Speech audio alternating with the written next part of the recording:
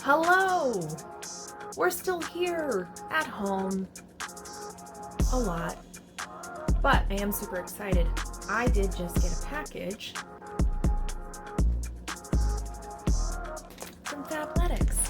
I ordered it, I don't know, a week and a half ago, maybe? Something. But anyway, it finally came in, so we are going to open it and all that joyful goodness and try it on. Okay, we're gonna use some scissors. Whoop.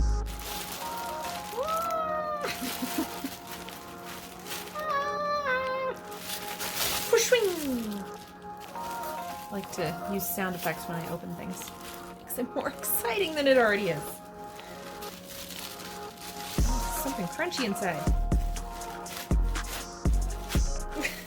Where? There it is. Couldn't find it. Ah, I'm so excited. Should I try it on? I think I should try it on. This is cute. And super comfy. It's nice because it's like little sweatshirt hoodie action with pockets, but it's short sleeved, so I can also wear it in the spring and I won't get too hot. Oh, I'm pretty stoked. I should also specify, although I don't know that anyone actually thinks that I'm cool enough to get sponsored at this point. I'm not saying no, just not there yet. But this is not sponsored. I found Fabletics through Amy Landino, actually, who was sponsored, but she already really loved their stuff and decided to give it a shot. So I am a VIP member, which means that for about $50 each month, you get credit towards a certain number of items. Basically, you get like sales, special sales, and that sort of thing. So I was trying to not utilize that during this COVID hoo-ha, but I forgot to cancel my payment. But it's fine, because I got this. I will certainly use it, and I can use it when filming if I want to look cute but be comfortable at the same time. So anyway, yeah, highly recommend, checking out their stuff if you like fitness wear, sportswear, things like that. I personally think their stuff is great. It's got pockets galore, which, why that wasn't a thing before, I don't know. And it just fits well, My ass looks amazing in their leggings. I mean, my ass looks amazing anyway, but. So go check them out. Just personal opinion. I like them. They're good. Don't check them out. I don't care. Whatevs. You do you, boo.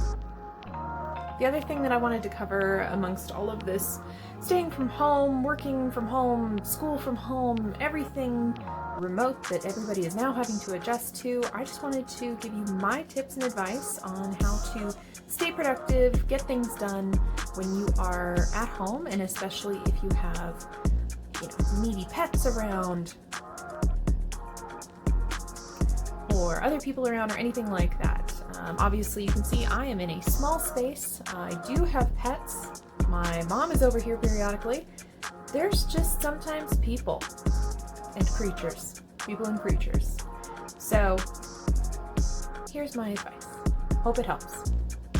Alright, so first things first, I'm sure you've heard this before, but one of the most important and valuable things that you can do if you need to be productive is get all the crap and minutia out of the way at the start of the day.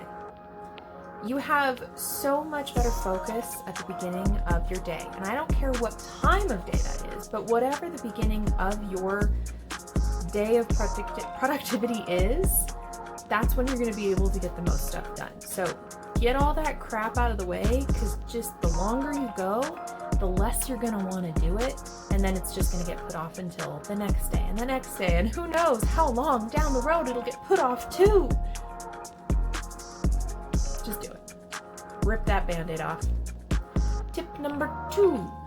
I have found that while sitting on the couch is more comfortable for working on things, I am more productive if I can sit at the table. It just puts me in an upright position. I've got the laptop already here, ready to go. I also use a mouse. This is a huge thing. Even if you have a laptop, sure, it's got a little mouse pad. You will work faster with a mouse. This was, I think, maybe $10 on Amazon or something like that. I think you can find them even cheaper, the wireless ones even, stuff like that. So definitely this little guy will help you a lot. Number 3, get organized.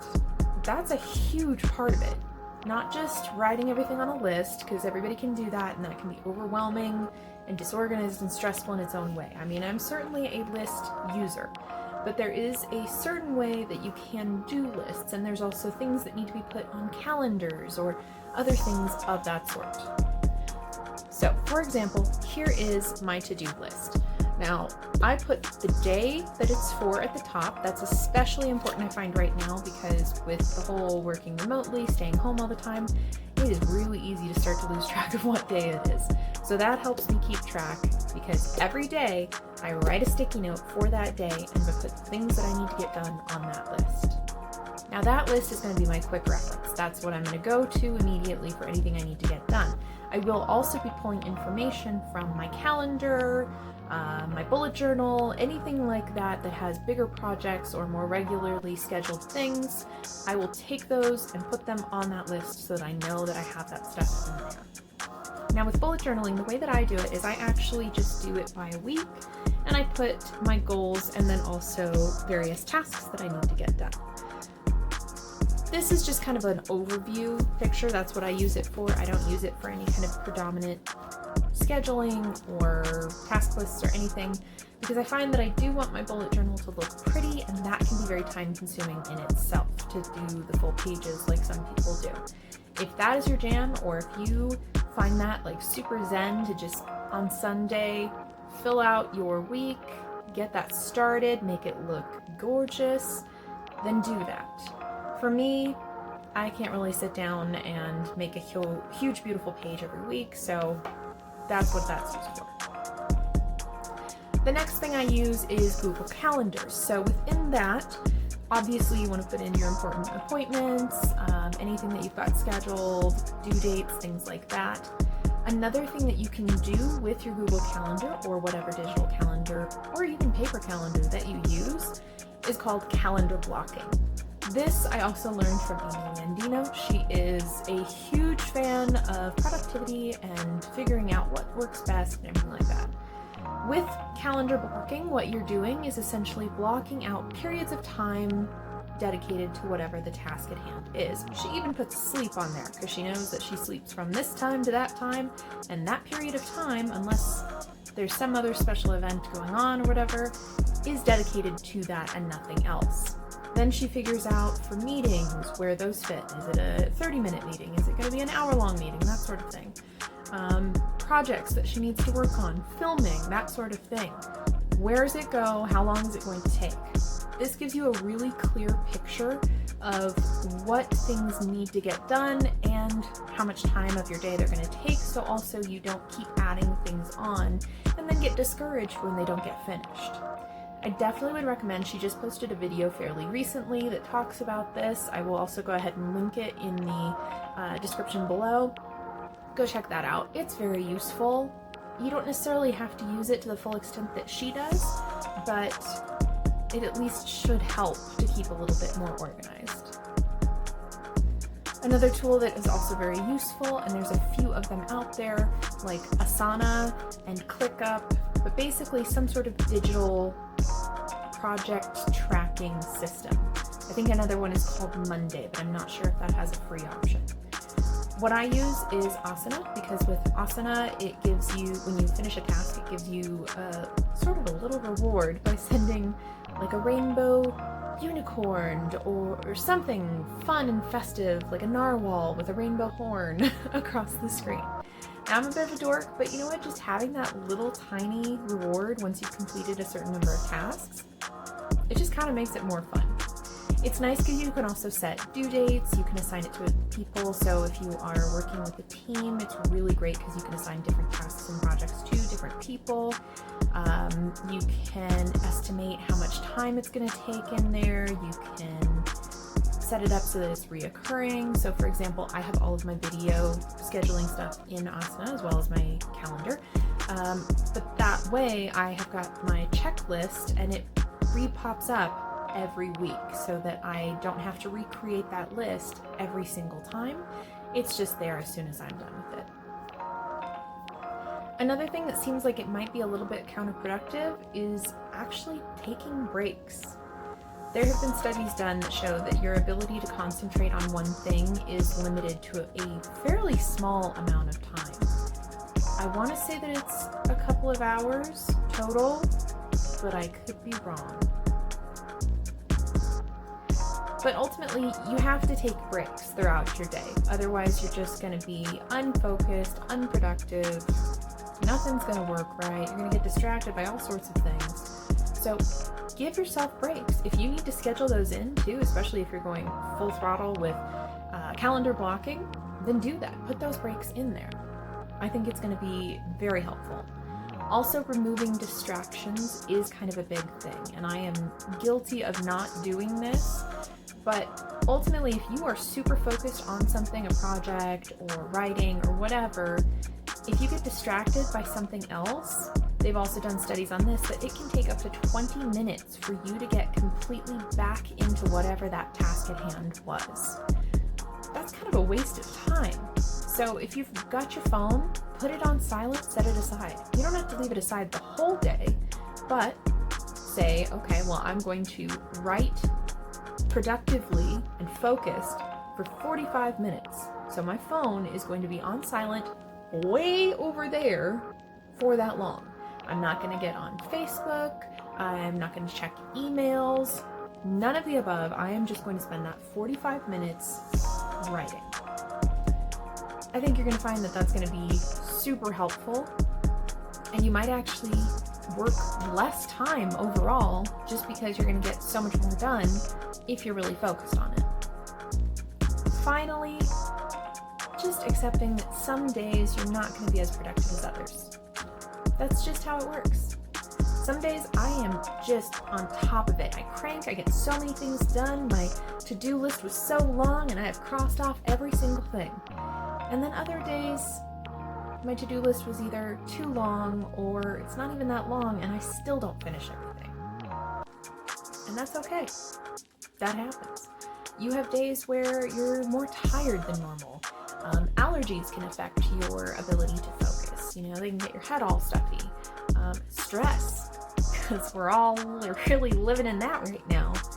Stress can totally affect your productivity. All these different things can make you a little bit more easily distracted. It can feel like your brain is a little bit sluggish, things like that. And the best thing that you can do is to drink lots of water, take your vitamins, and rest if you need it. So that tomorrow you can hopefully get back on track. Start knocking things off. Doing it. So anyway, these are just a few of my basic tips that hopefully will help you. Everybody just kind of has to find their own rhythm and what works for them, which I know is going to be the hardest part, and you have to give yourself a bit of a learning curve with that. But these are the things that have worked for me. I know they work for lots of other people, so it's at least a good place to start. If it doesn't work for you, move on to the next thing. Try something else. But there's no other way to be productive other than to put forth the effort. You got this. There are so many people who work from home, especially with lots of things happening around them. You can totally do it. I almost forgot to mention that another really helpful thing sometimes is just putting on headphones. If there's too much noise or people keep talking to you, put your headphones on. It is a pretty clear signal that I'm not talking to anyone right now, and it'll also help block out sound. So if you are easily distracted by something that's going on outside, or if you have noisy neighbors, that'll help. Different headphones obviously work different ways. You can get just the little earbud ones. Those are okay. They're not really great for sound blocking. These block sound fairly well. They were a pretty budget buy. I want to say they were $30 or so. They are Tribit. I recommend these. I think the sound is great. I love that they're wireless so that if I need to get up and go do something or grab a water or something like that, I can do it without pulling a big fat Greek wedding. So these are great ones, but really any headphones will work, you know, just utilize the tools at hand. Anyway, so I really hope that those help you guys, and let me know if you have any other ideas or questions or anything like that in the comments below. I'm always a fan of learning about other ways to be productive because I know it is a struggle that we all deal with. Anyway, if you like this video, go give it a like.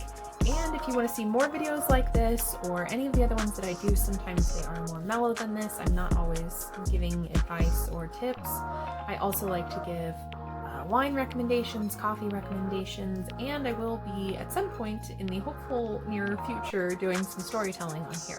So if any of that sounds appealing to you, go give it a subscribe. Subscribe to that. If you want to get notified, just make sure you turn the notifications on. And I generally put out a new video every week on Friday, so you can keep an eye out for that. But otherwise, thanks for joining me, and stay safe, and I hope you have a great day.